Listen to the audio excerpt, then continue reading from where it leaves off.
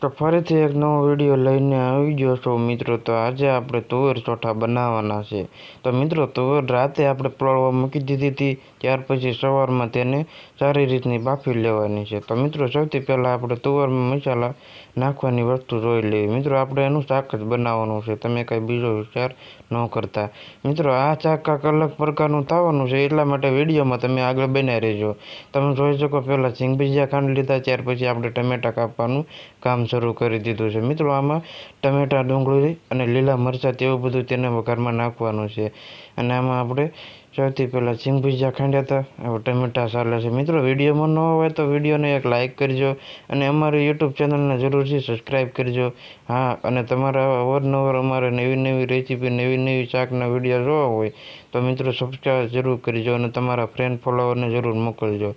મિત્રો અમારી ચેનલને સબસ્ક્રાઈબ અને ફોલો કરજો। મિત્રો તમે જોઈ શકો છો ડુંગળી કાપવાનું કામકાજ શરૂ છે, તમે જુઓ ત્યાં સુધી મિત્રો આપણે વિડીયોમાં કાંઈક આગળ વધવી। તમે જોઈ શકો ડુંગળી કપાઈ ગઈ, ત્યાર પછી મિત્રો આપણે લીલા મરચાં લઈ લીધા છે, તમે જોઈ શકો છો। મિત્રો તમે કોમેન્ટ કરો કે તમને આગળનો વિડીયો શેના ઉપર છે, શેની રેસીપીનો બનાવીને બતાવવું। મિત્રો તમે જોઈ શકો છો લીલું લસણ લીધું છે, ડુંગળી લીધી છે, ટમેટાં લીધા છે અને ખાંડેલા સિંગ ભજીયા લીધા છે। તો સૌથી પહેલાં આપણે હવે વઘાર કરવાનો છે। મિત્રો તમે જોઈ શકો છો એક તપેલીમાં તેલ લીધું છે।